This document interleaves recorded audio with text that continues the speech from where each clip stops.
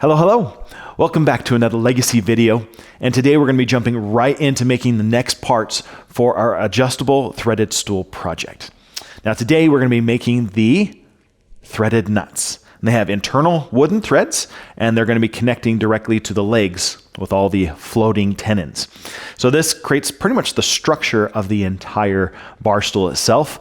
So let's go make these on the new Robbie 1 CNC system and show you a few things I had to change in order to make this work on that new CNC. While we go through each manufacturing step, I also want to break down some of the choices that we made and why. So if I have anything that I learned, anything that I failed on, that's information you can take away to become a better CNC operator, but without making the same mistakes. Now this part I would consider the most difficult component in the entire project. Not that any of the programming techniques were difficult, but because we had to think through the process of how this was going to be made. The first thing we need to do is create a custom fixture plate that the threaded nut blank can mount on top of. This is simply a piece of MDF that's being held down with the low pro clamps, and we're going to cut out some relief pockets and put in some holes for brass inserts. The two cutters I'm using to do this is the 1¼ inch surfacing cutter, and with a 40% step over, this thing can hog out that material really quick. Now these large clearance pockets are going to be used for the threading process in the next step. The side V cutter that's going to be used for threading needs to plunge past the bottom of the material that we're applying the threading to. So we have to create this clearance so the cutter doesn't bottom out on our table fixture.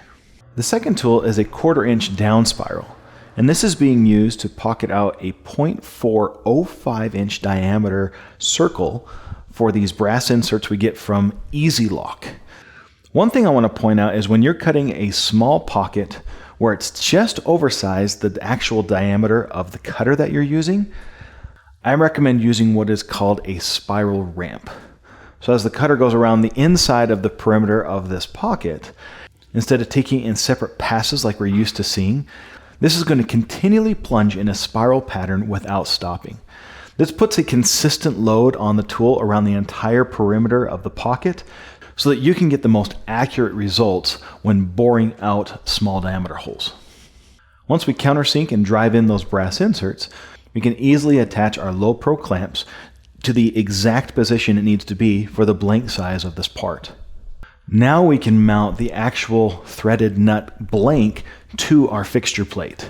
The nice thing about this setup is that I don't have to change the X, Y, or Z0 work offset position to run this next program. For example, producing the pockets on the fixture plate, we had the Z0 on the top of that surface. That same surface is now the bottom of the blank that we're mounting on top of that fixture. Now this is going to use two cutters to cut out the shape and perform the threading of the threaded nuts. The first is our 1/2 inch straight cutter, and we've used this cutter in previous components such as cutting out the legs and pocketing a mortise in the bottom of the seat. But this part is why we had to use this cutter in the first place. This component is 2 inches thick, and we need a cutter long enough that can reach and cut through the material. This first process is simply pocketing out the area for the threads. The exact same thing that happened on the fixture plate. We're using a 40% step over, taking about 1/4 inch per pass, and quickly hogging out the material at around 180 inches a minute. Because we kept the same XY0 position, the pockets line up for both the blank and the fixture plate. Now for the second cutter, which is the star of the show. This is a really long side V cutter that you can get from magnate.net. From tip to tip, it spans 1 1/8 inch in diameter, and the depth of each tooth is 3/8 of an inch. Now this cutter is going to apply the threading process by first starting from the bottom and then working its way up to the top surface. The threading pitch that we decided to apply is a 1/4 inch pitch, or in other words, 4 threads per inch. Because the cutter is so long, I wanted to minimize the tool deflection so that we could cut these threads as precise as possible. So I did a roughing tool path for each thread first, and then came back and did a finished tool path, just kissing off about 0.010 of an inch. This part and process is also the reason why we had to rethink how we made the parts on the Robbie CNC system. After stacking the base table, the T-slot table, the fixture plate, and then the blank, plus that really long side V cutter, we maxed out the Z clearance right up to the line. I only had 3/8 of an inch of Z clearance above the part, so I had to go change my programs to only have 1/4 of an inch Z clearance between each cutting sequence.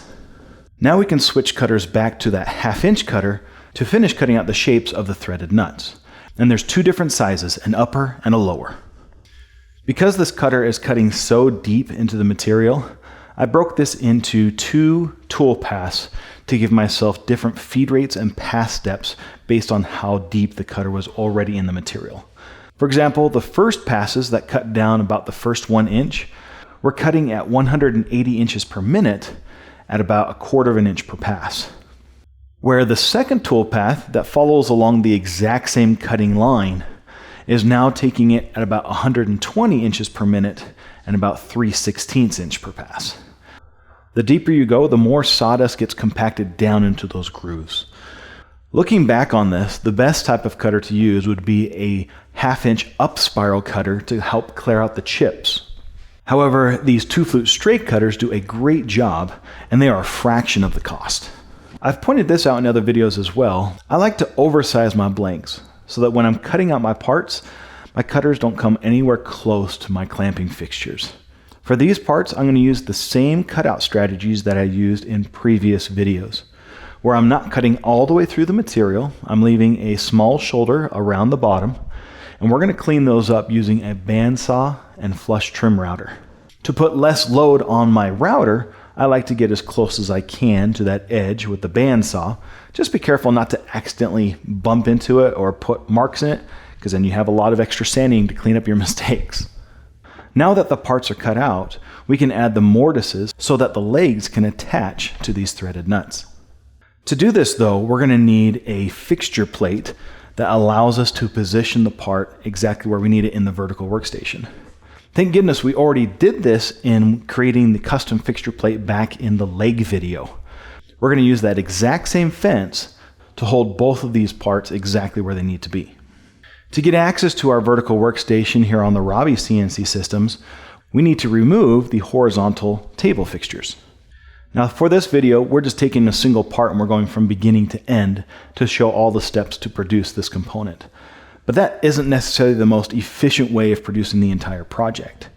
For example, during the filming of this project, I cut all the components that needed to be cut on the horizontal table first. That included the double-sided seat, the legs, the threaded nuts, and the fixture plates and fences. Then I removed the tables so I had full access to complete the rest of the projects using the vertical workstation and the turning center.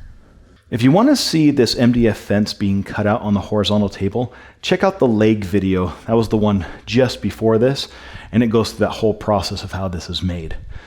But this fence has the reverse shape of both of these components. When originally designing this project, I wanted to see if I could get away with cutting both mortises for both parts at the same time. So I designed the fence that after mounting the parts, the top of the parts are at the exact same level along the Z-axis. Here I'm using 2 different types of clamps to hold the parts in place. There's the bar clamp, which is my personal favorite, and because the relief holes were cut in the wrong position for the fence, I couldn't use the bar clamps for every single part. So I replaced those with the Incra Build-It clamps. And these thread directly into the vertical plate, and we've used these for years. Now the process that's going to be shown here is the exact same thing that we did on the legs. And that is performing a test cut before we actually cut the full depth of the mortise. Except this test cut can be done on any of the actual parts that we're using in the project. I don't have to go make a dummy component or an extra component just in case I mess things up. If I simply make the test cut a shallow cut depth, in this case a 1/16 of an inch, I can then measure those edges with calipers and find out what the difference is between each side.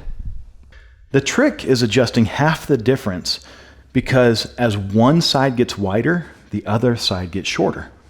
And what I really love about using this testing technique is that even if my first test cut is off by a big amount, It doesn't matter, it's all going to get filled in with glue during the assembly process. The only time I couldn't use this technique is if this pocket mortise is going to be visible after the project is assembled. Then I'd have to do some other test cuts instead. If we're focusing on just the 2 threaded nuts, in total it took less than 20 minutes to run all the programs to get this result. These parts are so cool. I can't get enough of watching that internal thread concept, as well as adding all the additional details like the mortises on this unique shape within the vertical workstation. It is so cool to watch this. Now, if you are interested in learning more about a Legacy CNC system, I have a couple of resources for you. Obviously, there's piles of videos here on our YouTube channel. Feel free to browse through those and have a great time watching those. But if you want more detailed information on the CNCs, I recommend you jump on over to our website at legacywoodworking.com. Now, if you have any ideas on how you would approach this, either on CNC or other means, please share those comments down below. It is really cool to start up some conversations with you guys because we don't know everything and we love learning from fellow woodworkers. Now, in the next video, we are going to be producing the threaded shaft that connects directly to these internal threads. It's going to be pretty sweet, done on the turning center, so keep an eye out for that video. As always, thanks for watching, and we'll see you guys in that next video.